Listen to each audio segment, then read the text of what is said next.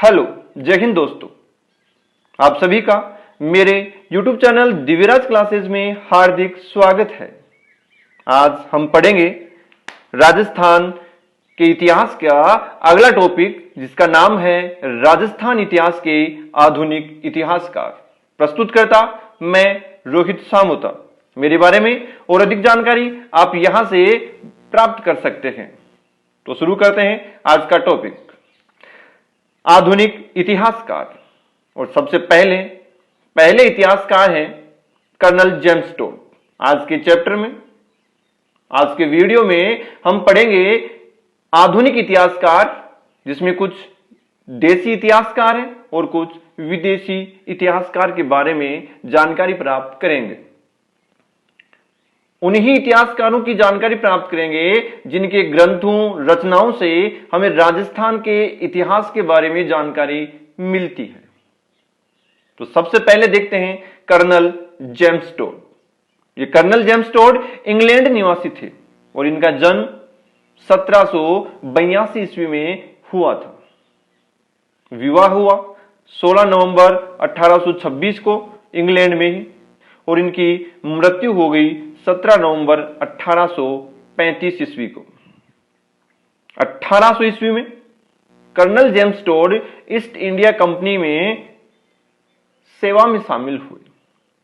जून 1806 ईस्वी को पहली बार उदयपुर आए। तो आपको याद रखना है, पूछा जा सकता है कि कर्नल जेम्स टोड पहली बार उदयपुर कब आए, या राजस्थान में कौन से जगह सर्वप्रथम आए थे। तो 1806 ईस्वी में आए थे उदयपुर में। क्यों आए थे? घूमने आए। कर्नल यानी ईस्ट इंडिया कंपनी में उनकी नियुक्ति हुई, तो वो उनकी रुचि थी इतिहास को जानने की, तो वो घूमते घूमते पहली बार आए थे उदयपुर। फिर 18 मार्च 1818 ईस्वी को दक्षिणी पश्चिमी राजपूताने का रेजिडेंट, या मेवाड़ व हाड़ौती का पॉलिटिकल एजेंट, कुछ भी बोल सकते हैं। दक्षिणी पश्चिमी राजपूताने का रेजिडेंट कह सकते हैं, या कह सकते हैं अपन मेवाड़ व हाड़ौती का पॉलिटिकल एजेंट। इनको नियुक्त किया गया, जिसके कारण ये दोबारा फिर उदयपुर आए। 3 नवंबर 1819 ईस्वी को सिरोही व मारवाड़ का भी इनको प्रभार दिया गया। तो जोधपुर की या मारवाड़ की दशा सुधारने के लिए ये फिर जोधपुर आए। तो कर्नल जेम्स टोड इंग्लैंड निवासी, 1782 ईस्वी में जन्मे, 1800 ईस्वी में ईस्ट इंडिया कंपनी में शामिल हुए। जून 1806 में पहली बार उदयपुर आए। फिर 8 मार्च 1818 ईस्वी को इनको दक्षिणी पश्चिमी राजपूताने का रेजिडेंट नियुक्त किया गया, तो ये फिर उदयपुर आए। फिर 3 नवंबर 1819 ईस्वी को दक्षिणी पश्चिमी राजपूताने के साथ साथ इनको सिरोही व मारवाड़ का भी प्रभार दिया गया, जिसके कारण ये जोधपुर आए। इस अवधि में राजपूत राज्यों के इतिहास से संबंधित सामग्री जुटाने का प्रयास किया, और इस कार्य में इनका सहयोग किया इनके गुरु ज्ञानचंद्र ने। एक जैन गुरु थे, पूरा नाम है जैन गुरु यति ज्ञानचंद्र। इन्होंने इनका कर्नल जेम्स टोड का इतिहास की सामग्री जुटाने में पूरा सहयोग किया। ऐतिहासिक सामग्री को संग्रहित कर कर्नल जेम्स टोड 1822 ईस्वी में वापस लंदन लौट गए। यानी जो भी इन्होंने सामग्री जुटाई इतिहास के बारे में, उस सब को समेटकर ये 1822 ईस्वी में इंग्लैंड ले गए। और उसी सामग्री के आधार पर कर्नल जेम्स टोड ने अपना पहला ग्रंथ लिखा 1829 ईस्वी में, जो बहुत ही इंपॉर्टेंट है। प्रत्येक एग्जाम में अनेकों बार पूछा गया है। तो कर्नल जेम्स टोड का के द्वारा लिखा गया जो ग्रंथ है, वो है annals and antiquities of Rajasthan. याद रखना कि पूछा जाता है निम्न में से कर्नल जेम्स स्टुअर्ट द्वारा लिखे गए ग्रंथ हैं या नहीं है। ऑप्शन पे डिपेंड करेगा कौन से हैं और कौन से नहीं है। तो आपको याद रखना है कर्नल जेम्स स्टुअर्ट ने पहला ग्रंथ लिखा 1829 ईस्वी में, जिसका नाम है annals and antiquities of Rajasthan. ये वही ग्रंथ है जिसमें सर्वप्रथम राजस्थान नाम दिया गया राजपूताने का। इस एनाल्स और एंटिक्विटीज का पहला भाग कर्नल जेम्स स्टुअर्ट ने निजी व्यय से प्रकाशित करवाया। इस annals and antiquities of Rajasthan के पहले भाग में राजपूताने की भौगोलिक स्थिति, शासकों की वंशावली, सामंती व्यवस्था तथा मेवाड़ का इतिहास वर्णित है। इसी annals and antiquities of Rajasthan का सर्वप्रथम हिंदी अनुवाद किया 1907 से 1909 ईस्वी में पंडित बलदेव प्रसाद मिश्र ने। याद रखना है एनाल्स और एंटिक्विटीज ऑफ राजस्थान जो कर्नल जेम्स स्टुअर्ट ने लिखा, उसका सर्वप्रथम हिंदी अनुवाद किसने किया? पंडित बलदेव प्रसाद मिश्र ने। इसी का दूसरा भाग सन 1832 ईस्वी में लिखा गया, जिसका नाम है, और यह भी पूछा गया है कई बार कि annals and antiquities of Rajasthan के द्वितीय भाग का या कर्नल जेम्स स्टुअर्ट के द्वितीय ग्रंथ का क्या नाम है? तो वो है travels in central and western Rajput states of Rajasthan. यह ग्रंथ कर्नल जेम्स स्टुअर्ट की मृत्यु के पश्चात उनकी पत्नी ने सन 1839 ईस्वी में प्रकाशित करवाया।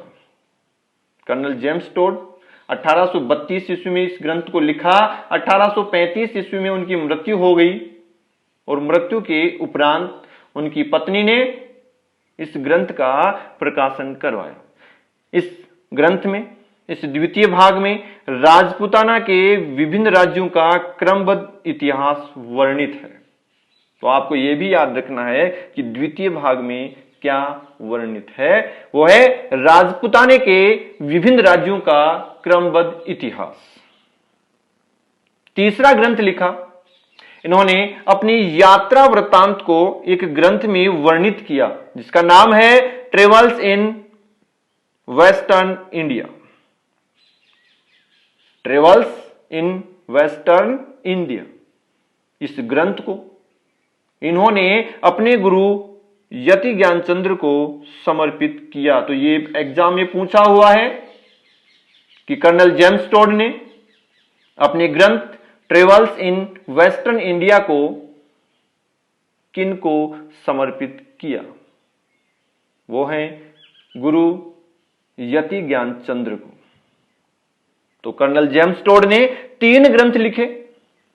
पहला ग्रंथ है annals and antiquities of Rajasthan, दूसरा है travels in central and western Rajput states of Rajasthan, और तीसरा ग्रंथ है जिसमें इन्होंने अपने यात्रा वृत्तांत का वर्णन किया है, जिसका नाम है ट्रेवल्स इन वेस्टर्न इंडिया। दूसरा भाग travels in central and western Rajput states of Rajasthan का हिंदी में अनुवाद किया पंडित बलदेव प्रसाद मिश्र के भाई ज्वाला प्रसाद मिश्र तथा मुंशी देवी प्रसाद ने। यह भी आपको याद रखना है कि कर्नल जेम्स स्टुअर्ट के दूसरे ग्रंथ का हिंदी अनुवाद सर्वप्रथम किसने किया? पंडित ज्वाला प्रसाद मिश्र तथा मुंशी देवी प्रसाद ने। कर्नल जेम्स स्टुअर्ट ऐसे पहले इतिहासकार थे जिन्होंने पहली बार वैज्ञानिक दृष्टिकोण से समस्त राजस्थान का इतिहास लिखा। तो पूछा जाए ऐसे पहले इतिहासकार कौन थे जिन्होंने राजस्थान का इतिहास सर्वप्रथम या क्रमबद्ध रूप से लिखा? तो वो है कर्नल जेम्स टोड। और इसी कारण कर्नल जेम्स टोड को राजस्थान के इतिहास का पिता, father of history of Rajasthan या फादर ऑफ राजस्थान हिस्ट्री कहा जाता है, कर्नल जेम्स टोड को। दूसरे हैं डॉक्टर एल.पी. टेसीटोरी, जो कि इटली निवासी थे। डॉक्टर ग्रियर्सन उस समय के भाषाविद थे, जो एशियाटिक सोसाइटी ऑफ कलकत्ता के हेड थे। तो डॉक्टर ग्रियर्सन ने डॉक्टर एल.पी. टेसीटोरी को एशियाटिक सोसाइटी ऑफ कलकत्ता के अधीन राजपूताना के ऐतिहासिक सर्वेक्षण का कार्य सौंपा, जिसके लिए टेसीटोरी सर्वप्रथम जोधपुर आई। तो पूछा जाए टेसीटोरी राजस्थान के कौन से शहर में सर्वप्रथम आए? वो है जोधपुर। जोधपुर में रामकरण आसोपा ने राजस्थानी ग्रंथों के संकलन में इनकी सहायता की। तो प्रश्न क्या हो कि डॉक्टर एल.पी. टेसीटोरी का राजस्थानी ग्रंथों के संकलन में किसने सहायता की? वो है रामकरण आसोपा। बाद में जोधपुर से वो बीकानेर आए तथा बीकानेर को अपनी कार्यस्थली बनाया। तो डॉक्टर एल.पी. टेसीटोरी की कार्यस्थली रही है बीकानेर। 1919 ईस्वी में बीकानेर में ही इनकी मृत्यु हो गई, वहीं पर इनकी कब्र बनी हुई है। तो ये इंपॉर्टेंट प्रश्न है कि डॉक्टर एल.पी. टेसीटोरी की कब्र कहां बनी हुई है? कहां बनी हुई है? बीकानेर में। तत्कालीन बीकानेर महाराजा गंगा सिंह ने एल.पी. टेसीटोरी को राजस्थान के चारण साहित्य के सर्वेक्षण व संग्रहण का कार्य सौंपा था, जिसके तहत इन्होंने 2 ग्रंथ लिखे, जिनका नाम है, पहला ग्रंथ है राजस्थानी चारण साहित्य एवं ऐतिहासिक सर्वे, और दूसरा ग्रंथ है पश्चिमी राजस्थान का व्याकरण। तो ये डॉक्टर एल.पी. टेसीटोरी द्वारा लिखे गए ग्रंथ हैं। तो याद रखना है, डॉक्टर एल.पी. टेसीटोरी द्वारा लिखे गए ग्रंथ, पहला राजस्थानी चारण साहित्य एवं ऐतिहासिक सर्वे, और दूसरा ग्रंथ है पश्चिमी राजस्थान का व्याकरण। टेसीटोरी की प्रसिद्ध पुस्तक है a descriptive catalogue of the bardic and historical chronicles. ये टेसीटोरी का प्रसिद्ध ग्रंथ है या उनकी प्रसिद्ध पुस्तक है। टेसीटोरी ने रामायण, महाभारत और रामचरितमानस का इटली भाषा में अनुवाद भी किया था। वैली कृष्ण रुक्मणीरी, जिनके लेखक थे, याद होगा, पृथ्वीराज राठौड़। और पृथ्वीराज राठौड़ पीथल नाम से अपनी कविताएं और अपने ग्रंथ या अपनी रचनाएं लिखा करते थे। राव जैतसिरो छंद बीठू सूजा, इन दोनों ग्रंथों का एल.पी. टेसीटोरी ने संपादन किया। किसका? वैली कृष्ण रुक्मणीरी और राव जैतसिरो छंद। वैली कृष्ण रुक्मणीरी को दुर्सा आडा ने 19वां पुराण तथा 5वां वेद भी कहा है। टेसीटोरी ने बीकानेर के प्रसिद्ध दर्शनीय म्यूजियम की स्थापना भी की। टेसीटोरी ही वो व्यक्ति थे जिन्होंने कालीबंगा सभ्यता की सर्वप्रथम खोज की थी। तो कालीबंगा सभ्यता की सर्वप्रथम खोज करने वाले कौन थे? खोजकर्ता एल.पी. टेसीटोरी। इन्होंने कालीबंगा के साथ साथ रंगमहल, बड़ोपल तथा रतनगढ़ की आदि जो ऐतिहासिक स्थल थे उनकी भी खोज की थी। अगले इतिहासकार हैं जॉर्ज अब्राहम ग्रियर्सन। ये इंग्लैंड निवासी थे तथा अंग्रेज भारतीय भाषाविद थे। इन्होंने 1912 ईस्वी में एक प्रसिद्ध ग्रंथ लिखा जिसका नाम है लिंग्विस्टिक सर्वे ऑफ इंडिया।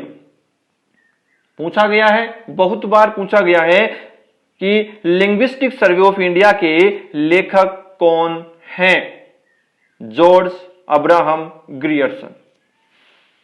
इन्होंने एक और ग्रंथ लिखा जिसका नाम है modern vernacular literature of northern India. इन्होंने आधुनिक भारतीय भाषा विषयक विश्वकोश भी लिखा। ये और भी ज्यादा इंपॉर्टेंट है कि आधुनिक भारतीय भाषा विषयक विश्वकोश किसने लिखा? जॉर्ज अब्राहम ग्रियर्सन ने। इसके 2 खंडों में राजस्थानी बोलियों का प्रथम वर्णात्मक दिग्दर्शन प्रकाशित किया ग्रियर्सन ने। तो राजस्थानी बोलियों का पहला या प्रथम वर्णात्मक विवरण किसने लिखा या किसने प्रकाशित किया? जॉर्ज अब्राहम ग्रियर्सन ने। किसमें? आधुनिक भारतीय भाषा विषयक विश्वकोश में। ये 3 विदेशी इतिहासकार थे। कर्नल जेम्स टोड, इंग्लैंड निवासी, डॉक्टर एलपी टेसिटोरी, इटली निवासी, और जॉर्ज अब्राहम ग्रियर्सन, इंग्लैंड निवासी। अब हैं अपने देसी इतिहासकार। उनमें सबसे पहले है अबुल फजल। अबुल फजल के पिता हैं शेख मुबारक और इनका जन्म हुआ था नागौर में। लेकिन अबुल फजल और उनके बड़े भाई फैजी, इन दोनों का जन्म हुआ था आगरा में। पिता नागौर निवासी। तो पूछा जाए अबुल फजल कहां के निवासी हैं, तो आपको लिखना है नागौर निवासी, ना कि आगरा निवासी। पूछा जाए अबुल फजल का जन्म कहां हुआ था, तो आपको लिखना है आगरा। तो अबुल फजल और उनके बड़े भाई का नाम था फैजी। इनका जन्म हुआ आगरा में और अबुल फजल और फैजी दोनों ही अकबर के नवरत्नों में शामिल थे। अकबर के आदेश से 1589 ईस्वी में मुगल साम्राज्य का इतिहास लिखने का कार्य प्रारंभ किया अबुल फजल ने, और जिसमें अकबर कालीन इतिहास का नाम दिया अकबरनामा। यह ग्रंथ फारसी भाषा में लिखा गया। अकबरनामा 3 भागों में विभाजित किया गया या 3 भागों में लिखा गया, जिसका अंतिम भाग है आईने अकबरी। तो अकबरनामा और आईने अकबरी के लेखक कौन हैं? अबुल फजल। लेकिन यदि ऑप्शन में अबुल फजल नहीं है और ऑप्शन में दे रखा है फैजी, तो आपको फैजी को टिक करना है, और यदि दोनों ही है तो दोनों ही सही है, क्योंकि फैजी ने भी अकबर का इतिहास अकबरनामा नाम से लिखा था। तो अबुल फजल ने अकबरनामा लिखा, लेकिन फैजी ने भी अकबरनामा लिखा था, अलग से लिखा था। लेकिन आए कि अकबरनामा के लेखक कौन है, ऑप्शन हो अबुल फजल तो अबुल फजल टिक करना है, फैजी हो तो फैजी टिक करना है। यदि दोनों हो और दोनों सही ऑप्शन लिख रखा हो कि दोनों है, तो आपको दोनों पे टिक करना है। अकबरनामा का ही तीसरा भाग था, अंतिम भाग, आईने अकबरी, जिसके भी लेखक थे अबुल फजल। अगले इतिहासकार हैं कवि माघ। अनेकों बार पूछा गया है कि कवि माघ कहां के निवासी थे। शिशुपाल वध की रचना किसने की? माघ की रचना निम्न में से कौन सी है? शिशुपाल वध किस भाषा में लिखा गया? पूछा गया है कि संस्कृत माघ काव्य के लेखक कवि माघ की जन्मस्थली कौन सी है? तो अनेकों बार ऐसे घुमा घुमा के खूब बार अनेकों एग्जाम्स में अनेक प्रश्न अनेक बार इसको पूछा गया है। तो कवि माघ भीनमाल निवासी थे, भीनमाल जालोर में स्थित है, और कवि माघ ने संस्कृत भाषा में शिशुपाल वध नामक महाकाव्य की रचना की थी। तो कवि माघ भीनमाल निवासी और संस्कृत भाषा में इन्होंने लिखा शिशुपाल वध महाकाव्य। अगले इतिहासकार गौरीशंकर हीराचंद ओझा, GH ओझा। इनका जन्म 1863 ईस्वी में सिरोही रियासत के रोहिड़ा ग्राम में हुआ, और इसी रोहिड़ा ग्राम में इनका देहावसान हुआ था 17 अप्रैल 1947 को। ये ओझा महान इतिहासकार के साथ साथ पुरातत्ववेत्ता भी थे। प्रारंभ में गौरीशंकर हीराचंद ओझा को उदयपुर राज्य में रेजिडेंट की सेवा में तथा उसके बाद अजमेर में नियुक्त किया गया। तो सबसे पहले उदयपुर राज्य में रेजिडेंट की सेवा में रहे और उसके बाद में इनको कहां नियुक्त किया गया? अजमेर में नियुक्त किया गया। उदयपुर में रहते हुए 1894 ईस्वी में हिंदी में पहली बार इन्होंने भारतीय प्राचीन लिपिमाला लिखी। बहुत ही इंपॉर्टेंट है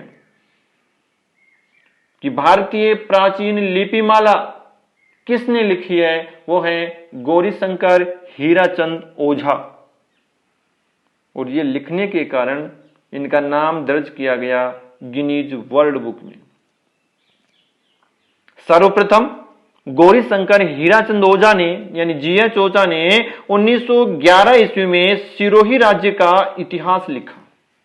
सबसे पहले 1911 में सिरोही राज्य का इतिहास लिखा, और उसके बाद सोलंकियों का इतिहास लिखा, राजपूताने का इतिहास लिखा, उदयपुर राज्य का इतिहास लिखा, डूंगरपुर राज्य का इतिहास लिखा, बांसवाड़ा राज्य का इतिहास लिखा, बीकानेर राज्य का इतिहास लिखा, जोधपुर राज्य का इतिहास लिखा, प्रतापगढ़ राज्य का इतिहास लिखा।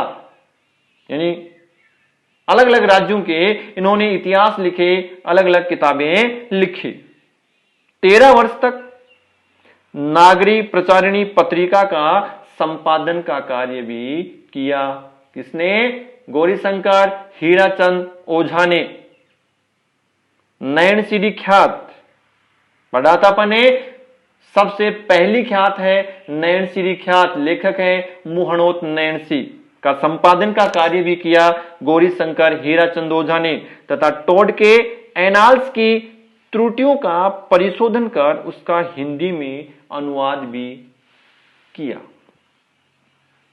इनको अनेकों उपाधियां दी गई, जिसमें सबसे पहले है 1914 ईस्वी में ब्रिटिश सरकार द्वारा इनको राय बहादुर की उपाधि दी गई। भारतीय अनुशीलन की उपाधि भी इनको दी गई। ब्रिटिश सरकार ने ही इनको महामहोपाध्याय की उपाधि भी दी। 1937 ईस्वी में साहित्य वाचस्पति की उपाधि दी गई गौरीशंकर हीराचंद ओझा को। 2 बार दिल्ली दरबारों में विशिष्ट अतिथि के रूप में भी इनको निमंत्रण भेजा गया या इनको निमंत्रित किया गया। 17 अप्रैल 1947 को रोहिड़ा ग्राम में इनका देहावसान हो गया। तो ये थे गौरीशंकर हीराचंद ओझा, जिन्होंने लिखा भारतीय प्राचीन लिपिमाला। साथ साथ अनेकों राज्यों सिरोही, राजपूताने, उदयपुर, डूंगरपुर, बांसवाड़ा, बीकानेर, जोधपुर और प्रतापगढ़ राज्य का इन्होंने इतिहास लिखा। अगले इतिहासकार हैं कवि राजा श्यामल दास। कवि राजा इनको उपाधि दी गई थी महाराणा सज्जन सिंह द्वारा। एक बार प्रश्न आया था कि पुरातत्ववेत्ता मुनि जिन विजय तथा कविराजा श्यामल दास की जन्मस्थली है, तो उत्तर होगा भीलवाड़ा। दोनों को एक साथ पूछा गया। तो पुरातत्ववेता रहे हैं मुनि जिन विजय, उनका जन्म हुआ भीलवाड़ा में, और कवि राजा श्यामलदास का जन्म भी हुआ 5 जुलाई 1836 ईस्वी को भीलवाड़ा के छालीवाला धोकलिया गांव में। ये मेवाड़ महाराणा शंभू सिंह के दरबारी थे। 1871 ईस्वी में महाराणा शंभू सिंह ने इनको मेवाड़ का इतिहास लिखने का कार्य सौंपा। इसके लिए महाराणा सज्जन सिंह ने 1 लाख रुपए का अनुदान भी दिया था। किनको? श्यामलदास को। मेवाड़ का इतिहास लिखने के लिए तत्कालीन मेवाड़ के जो महाराणा थे सज्जन सिंह ने, उन्होंने इनको 1 लाख का अनुदान भी दिया था। 1871 ईस्वी में श्यामलदास ने वीर विनोद लिखा, जो इनका सबसे प्रसिद्ध महाकाव्य है। पूछा गया है कि वीर विनोद के रचयिता कौन थे, लेखक कौन थे? श्यामलदास। कब लिखा वीर विनोद? 1871 ईस्वी में। वीर विनोद लिखने के कारण ही सन 1879 ईस्वी में महाराणा सज्जन सिंह ने इन्हें कवि राजा की उपाधि दी। तो कवि राजा की उपाधि किसको दी गई? श्यामलदास को। किसके द्वारा दी गई? महाराणा सज्जन सिंह के द्वारा। ये वीर विनोद 5 जिल्दों में उपलब्ध है। पहली जिल्द में यूरोप, एशिया, अमेरिका व भारत का भौगोलिक वर्णन किया गया है। दूसरी जिल्द में राणा रतन सिंह से लेकर अमर सिंह प्रथम तक का इतिहास लिखा गया है। तीसरी जिल्द में महाराणा करण सिंह से अमर सिंह द्वितीय तक का इतिहास वर्णित है। चौथी जिल्द में अमर सिंह द्वितीय से जगत सिंह द्वितीय तक का इतिहास लिखा गया है। पांचवी जिल्द में जवान सिंह से सज्जन सिंह तक का इतिहास वर्णित है। तो वीर विनोद लिखा गया कवि राजा श्यामलदास द्वारा 1871 ईस्वी में, जिसके कारण इनको 1879 ईस्वी में महाराणा सज्जन सिंह ने कवि राजा की उपाधि दी, और ये वीर विनोद लिखा 5 जिल्दों में उपलब्ध है। 1881 ईस्वी में भीलू ने विद्रोह किया, जिसके तहत महाराणा ने इनको भीलों के साथ समझौता करने के लिए भेजा। तो कवि राजा श्यामलदास ने ऋषभदेव में भीलों के साथ सफलतापूर्वक समझौता किया 1881 ईस्वी में। कहां पे किया? Rishabhdev. Royal society of Bengal के इनको सदस्य भी बनाए गए। इंपॉर्टेंट है कि ऐसे कौन से इतिहासकार हैं जिनको हिस्टोरिकल सोसाइटी ऑफ लंदन का फेलो चुना गया?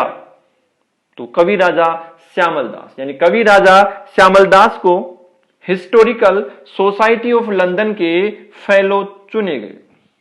ब्रिटिश सरकार ने श्यामलदास को केसर ए हिंद तथा महामहोपाध्याय की उपाधि भी दी थी। अगले इतिहासकार हैं डॉक्टर दशरथ शर्मा।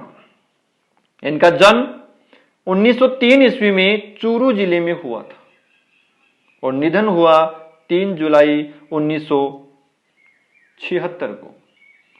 1943 ईस्वी में अर्ली चौहान डायनेस्टी शोध निबंध पर आगरा विश्वविद्यालय ने डी लिट की उपाधि दी। तो उन्होंने शोध किया, शोध पत्र छापा, किस पे? जिनकी रचना मान लो अर्ली चौहान डायनेस्टीज। 1945 ईस्वी में बीकानेर रियासत के तत्कालीन प्रधानमंत्री के.एम. पन्नीकर के सहयोग से राजस्थानी भाषा, साहित्य, संस्कृति व इतिहास के क्षेत्र में शोध कार्य को बढ़ावा देने के लिए एक संस्थान की स्थापना की गई, जिसका नाम है शार्दुल राजस्थानी शोध संस्थान। तो पूछा गया है शार्दुल राजस्थानी शोध संस्थान की स्थापना किसने की? वो है डॉक्टर दशरथ शर्मा ने। तत्कालीन बीकानेर के प्रधानमंत्री के.एम. पन्नीकर के सहयोग से स्थापना की थी शार्दुल राजस्थानी शोध संस्थान, जो स्थित है बीकानेर में। क्यों की गई? इसको स्थापना करने का उद्देश्य क्या था? राजस्थानी भाषा, साहित्य, संस्कृति तथा इतिहास के क्षेत्र में शोध कार्य को बढ़ावा देने के लिए शार्दुल राजस्थानी शोध संस्थान बीकानेर की स्थापना की गई। 1962 ईस्वी में राजस्थान थ्रू दी एजेस ग्रंथ लिखा। तो ये इंपॉर्टेंट है, आपको याद रखना है कि डॉक्टर दशरथ शर्मा ने कौन कौन से ग्रंथों की रचना की। पहला अपन ने पढ़ा अर्ली चौहान डायनेस्टीज, दूसरा है राजस्थान थ्रू दी एजेस ग्रंथ। 1969 ईस्वी में इन्होंने 7 लेक्चरर्स दिए थे, उनको प्रकाशित किया गया। उनका नाम है lecturers on Rajput history and culture. तो ये भी इनका एक ग्रंथ है, इनका एक रचना है, नाम है lecturers on Rajput history and culture. सम्राट पृथ्वीराज चौहान थर्ड और उनका युग नामक रचना भी दशरथ शर्मा ने लिखी। दशरथ शर्मा को इंडियन हिस्ट्री कांग्रेस के अध्यक्ष तथा राजस्थान राज्य प्राच्य विद्या प्रतिष्ठान जोधपुर के निदेशक भी नियुक्त किया गया था। तो डॉक्टर दशरथ शर्मा ने कौन कौन सी पुस्तकें लिखी, कौन कौन सी रचनाएं रची? Early Chauhan dynasties, Rajasthan through the ages, lecturers on the Rajput history and culture, और है सम्राट पृथ्वीराज चौहान तृतीय और उनका युग। ये रचनाएं लिखी गई डॉक्टर दशरथ शर्मा द्वारा। साथ ही साथ एक संस्थान शार्दुल राजस्थानी शोध संस्थान बीकानेर की स्थापना की। अगले इतिहासकार है डॉक्टर पंडित रामकरण आसोपा। ये रामकरण आसोपा संस्कृताचार्य, व्याकरणाचार्य, भाषाविद, संपादक, पत्रकार, अनुवादक, पुरातत्वज्ञ, इतिहासकार आदि बहुआयामी व्यक्तित्व के धनी थे। इन रामकरण आसोपा का जन्म 7 अगस्त 1857 को मारवाड़ के बडलू गांव में हुआ था। तो पंडित रामकरण आसोपा का जन्म कहां हुआ था? बडलू गांव में हुआ था, यानी जोधपुर मारवाड़ में स्थित है बडलू गांव। इन्होंने प्रारंभिक शिक्षा दादूपंथी साधु से ग्रहण की थी। सर्वप्रथम यानी रामकरण आसोपा ही ऐसे पहले व्यक्ति थे जिन्होंने मारवाड़ी व्याकरण का निर्माण किया। तो मारवाड़ी व्याकरण का सर्वप्रथम निर्माण किन्होंने किया? रामकरण आसोपा। डिंगल शब्दकोश का भी निर्माण किया था रामकरण आसोपा ने। इन्होंने अनेक किताबें लिखी जिनमें है मारवाड़ का मूल इतिहास, मारवाड़ का संक्षिप्त इतिहास तथा गीता की मारवाड़ी भाषा में टीका भी लिखी पंडित रामकरण आसोपा ने। जोधपुर राज्य के विभिन्न ठिकानों का इतिहास भी लिखा था इन्होंने, और इन्होंने ठिकानों का इतिहास लिखने की नींव रखी। इनके बाद अलग अलग ठिकानों के इतिहास अलग अलग इतिहासकारों के द्वारा लिखे गए। इनका निधन हुआ 9 अक्टूबर 1943 ईस्वी को। रामकरण आसोपा ने अपने पीछे जब एलपी टेसीटोरी पढ़ रहे थे तो पढ़ा था कि एलपी टेसीटोरी को चारण डिंगल साहित्य की शोध में सहयोग किया था रामकरण आसोपा ने। तो रामकरण आसोपा ने एलपी टेसीटोरी को डिंगल भाषा और साहित्य के शोध में पूरा सहयोग दिया। अगले इतिहासकार बहुत ही प्रसिद्ध इतिहासकार रहे हैं सूर्यमल मिश्रण। सूर्यमल मिश्रण का जन्म विक्रम संवत 1872 को बूंदी में हुआ था। तो कहां के निवासी हैं सूर्यमल मिश्रण? बूंदी के। इनके पिता का नाम चंडीदास और माता का नाम है भवाई बाई। सूर्यमल मिश्रण बूंदी महाराव राम सिंह के दरबारी कवि रहे हैं। इन्होंने एक प्रसिद्ध ग्रंथ लिखा जिसका नाम है वंश भास्कर। खूब बार पूछा गया, वंश भास्कर के रचयिता लेखक कौन है? सूर्यमल मिश्रण। इस वंश भास्कर को सूर्यमल मिश्रण के दत्तक पुत्र मुरारी दान ने पूरा किया। यह वंश भास्कर 1.25 लाख पदों का डिंगल भाषा का महाकाव्य है। इसमें डिंगल भाषा के साथ साथ पिंगल, संस्कृत, पाली, अपभ्रंश, अरबी तथा फारसी शब्दों का प्रयोग भी किया गया है। इस वंश भास्कर में बूंदी सहित समस्त राजपूताने का इतिहास वर्णित है। तो वंश भास्कर के रचयिता हैं सूर्यमल मिश्रण। वंश भास्कर को पूरा किसने किया? सूर्यमल मिश्रण के दत्तक पुत्र मुरारीदान ने। और ये एक डिंगल भाषा का साहित्य है, महाकाव्य है। सूर्यमल मिश्रण ने वंश भास्कर के साथ साथ अनेक ग्रंथ रचे। उनमें है वीर सतसई, बलवंत विलास, छंदो मयूख, रामरजाट, सतीरासो और धातु रूपावली। ये ग्रंथ लिखे हैं सूर्यमल मिश्रण ने। सभी को याद रखना है।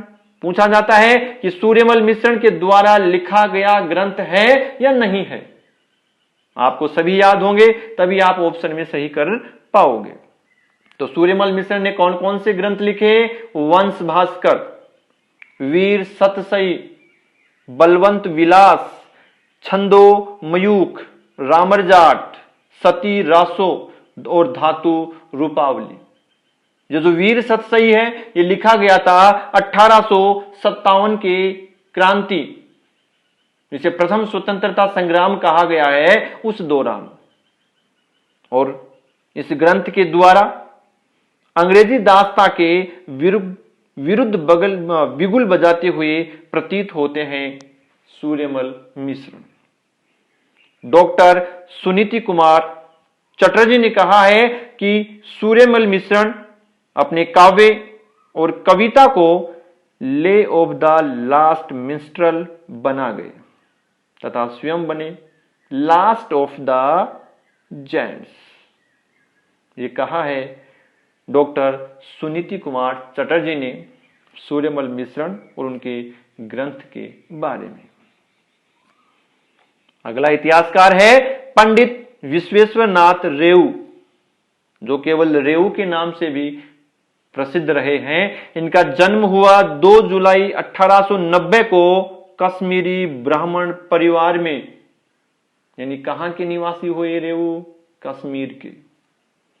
1911 ईस्वी में जोधपुर महाराजा सुमेर सिंह ने इनको राजकीय सेवा में नियुक्त किया। पंडित विश्वेश्वर नाथ रेऊ ने केवल और केवल राजनीतिक इतिहास लिखे हैं। इनके द्वारा लिखे गए ग्रंथ ये हैं। एक बार परीक्षा में पूछा गया है, निम्न में से पंडित विश्वेश्वर नाथ रेऊ द्वारा लिखा गया ग्रंथ नहीं है, तो 3 ऑप्शन सही थे और एक ऑप्शन में नहीं है, यानी इनके द्वारा लिखा गया ग्रंथ नहीं था। तो कौन कौन से ग्रंथ लिखे? भारत के प्राचीन राजवंश, दूसरा ग्रंथ है कॉइन्स ऑफ मारवाड़, तीसरा ग्रंथ है हिस्ट्री ऑफ द राष्ट्रकूट्स, अगला है मारवाड़ राज्य का इतिहास, ऋग्वेद का सामाजिक और ऐतिहासिक सार, विश्वेश्वर स्मृति ग्रंथ, और एक ग्रंथ लिखा आर्य विधानम ग्रंथ, जिसका इन्होंने हिंदी में प्रकाशन भी करवाया था। और ये न्याय संहिता के रूप में लिखा गया ग्रंथ है आर्य विधानम ग्रंथ। तो ये ग्रंथ लिखे हैं पंडित विश्वेश्वर नाथ रेऊ ने। एक बार फिर से सुन लीजिए, भारत के प्राचीन राजवंश, दूसरा है कॉइन्स ऑफ मारवाड़, तीसरा है हिस्ट्री ऑफ द राष्ट्रकूट्स, मारवाड़ का राज्य का इतिहास, ऋग्वेद का सामाजिक और ऐतिहासिक सार, विश्वेश्वर स्मृति ग्रंथ, और एक है लास्ट है आर्य विधानम ग्रंथ। ये रचित हैं पंडित विश्वेश्वरनाथ रेउ द्वारा। अगले इतिहासकार मुंशी देवी प्रसाद, जन्म हुआ 18 फरवरी 1848 ईस्वी को जयपुर में। तो जयपुर निवासी हैं मुंशी देवी प्रसाद। 16 वर्ष की अल्प आयु में ही ये अजमेर तहसील कार्यालय में काम करना शुरू कर दिया था मुंशी देवी प्रसाद ने। 1879 ईस्वी में जोधपुर में महकमा अपील के नायब इनको नियुक्त किया गया। सबसे पहले मारवाड़ राज्य के कानून बनाए किसने? मुंशी देवी प्रसाद ने। पूछा जाए कि मारवाड़ राज्य के सबसे पहले कानून किसने बनाए? वो है मुंशी देवी प्रसाद ने। और कानून विषय पर इन्होंने 13 पुस्तकें लिखी, इसलिए लोग इन्हें कानून की माता तथा कानूनी नाम से पुकारते थे। तो कानून की माता व कानूनी नाम से किनको पुकारा जाता था? मुंशी देवी प्रसाद को। मुंशी देवी प्रसाद द्वारा लिखे गए ग्रंथ हैं मारवाड़ का भूगोल, मारवाड़ के राव मालदेव का जीवन चरित्र, राजा भारमल, प्रतिहार वंश प्रकाश, बाबरनामा व हुमायूंनामा, अकबरनामा, शेर शाहनामा, शाहजहांनामा आदि ग्रंथों का इन्होंने हिंदी व उर्दू में साथ साथ छपवाए। प्रत्येक पृष्ठ के बाएं आधे हिस्से में हिंदी तथा दाहिने आधे हिस्से पर उसी का उर्दू रूपांतरण लिखा। ये इंपॉर्टेंट है कि ऐसे कौन से इतिहासकार थे जिन्होंने बाबरनामा, हुमायूंनामा, अकबरनामा, शेर शाहनामा और शाहजहांनामा आदि ग्रंथों का हिंदी व उर्दू में साथ साथ प्रकाशन करवाया, जिसमें पृष्ठ के बाएं आधे हिस्से पर हिंदी और उसी पृष्ठ के दाहिने आधे हिस्से पर उसी का उर्दू रूपांतरण छपवाया। मुंशी देवी प्रसाद ही वो इतिहासकार थे जिसने नैणसी को राजपूताने का अबुल फजल तथा बीकानेर नरेश राय सिंह को राजपूताने का करण कहा है। यानी नैणसी को राजपूताने का अबुल फजल किसने कहा? मुंशी देवी प्रसाद ने। बीकानेर शासक राय सिंह को राजपूताने का करण किसने कहा? वो भी हैं मुंशी देवी प्रसाद। अगले इतिहासकार हैं हरविलास शारदा। प्रश्न पूछा गया है ऐसे कौन से इतिहासकार हैं जो एक समाज सुधारक भी रहे हैं? वो हैं हरविलास शारदा। तो हरविलास शारदा इतिहासकार और समाज सुधारक रहे हैं। इनका जन्म 8 जून 1867 ईस्वी को अजमेर में हुआ। तो अजमेर निवासी थे। इन्होंने अंग्रेजी शासन में ही बाल विवाह निषेध कानून बनवाए थे। ये दयानंद सरस्वती के संपर्क में रहे तथा राजस्थान में विधवा पुनर्विवाह के अनेक मामलों को जनता में जन जागृति फैलाने के लिए आर्य मार्तंड तथा परोपकारिणी पत्रिका में प्रकाशित करवाया। तो बाल विवाह निषेध कानून बनवाया तथा विधवा पुनर्विवाह के लिए इन्होंने कार्य किया, जिसके तहत 2 पत्रिकाएं आर्य मार्तंड तथा परोपकारिणी पत्रिका में विधवा बाल विवाह के विधवा पुनर्विवाह के अनेक मामलों का प्रकाशन करवाया ताकि लोगों में जन जागृति आए। 1906 ईस्वी में इन्होंने एक पुस्तक लिखी जो बहुत ही प्रसिद्ध पुस्तक रही है इनकी, इसका नाम है हिंदू सुपीरियोरिटी। क्या नाम है? हिंदू सुपीरियोरिटी, यानी हिंदू धर्म सर्वप्रधान धर्म है, सबसे सर्वोत्तम है, वो इसमें उन्होंने वर्णित किया है। इस पुस्तक में लिखा है कि हिंदू धर्म अन्य धर्मों पर सर्वोपरि है, सबसे सर्वोच्च धर्म है हिंदू धर्म, और पुस्तक का नाम रखा हिंदू सुपीरियोरिटी, प्रकाशित की 1906 ईस्वी में।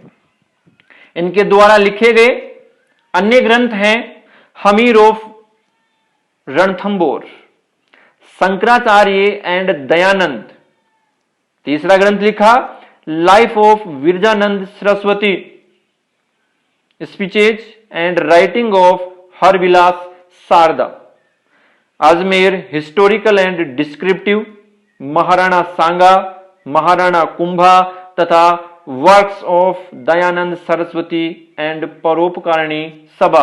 ये ग्रंथ लिखे गए हरविलास शारदा द्वारा। हरविलास शारदा इतिहासकार के साथ साथ समाज सुधारक भी रहे हैं, जिनका निधन हुआ 20 जून 1955 को अजमेर शहर में। और हरविलास शारदा ने अनेकों ग्रंथों की रचना की। अगले इतिहासकार पंडित झाबरमल शर्मा, और पंडित झाबरमल शर्मा को पत्रकारिता के भीष्म पितामह के रूप में याद किया जाता है, यानी ये पत्रकारिता के भीष्म पितामह कहे जाते हैं पंडित झाबरमल शर्मा। साथ ही साथ एक इतिहासकार भी थे। इनका जन्म 1888 ईस्वी में जसरापुर गांव में हुआ था। एक बार फिर से सुनिए, पंडित झाबरमल शर्मा का जन्म 1888 ईस्वी में जसरापुर गांव में हुआ। 1905 ईस्वी में पंडित दुर्गादास मिश्र ने इनको हिंदी पत्रकारिता व संपादन की शिक्षा दी। पंडित झाबरमल शर्मा ने अनेक पत्रों का संपादन करवाया, जिसमें है ज्ञानोदय, मारवाड़ी बंधु, भारत और हिंदू संसार। इन सभी पत्रों के संपादक का कार्य किया था पंडित झाबरमल शर्मा ने। इनके द्वारा लिखे गए अनेकों ग्रंथ हैं, जिनमें है सीकर का इतिहास, शेखावाटी का इतिहास, खेतड़ी का इतिहास, खेतड़ी नरेश और विवेकानंद, हिंदी गीता रहस्यसार, तिलक गाथा, भारतीय गोधन तथा श्री अरविंद चरित्र। ये अनेकों ग्रंथ लिखे गए पंडित झाबरमल शर्मा द्वारा।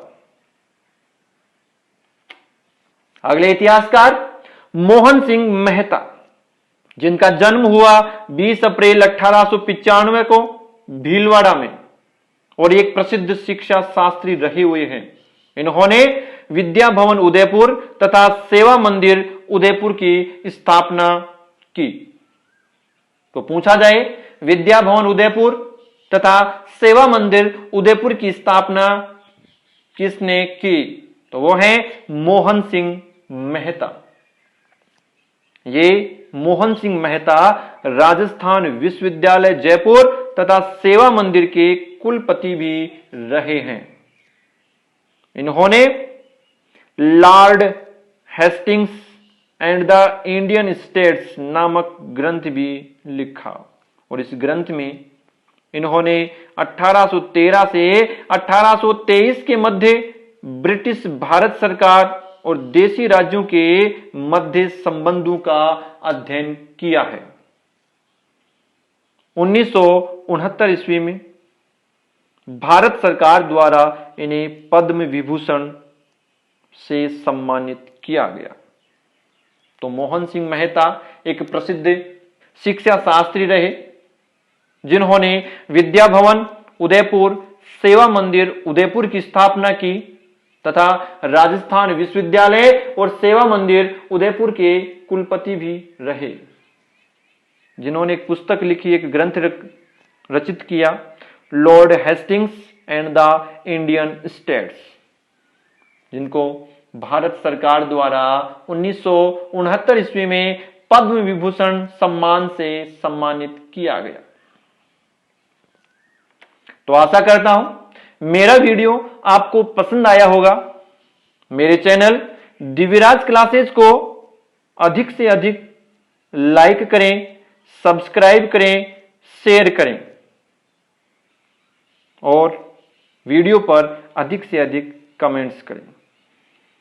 धन्यवाद। आपका दिन शुभ हो। जय हिंद।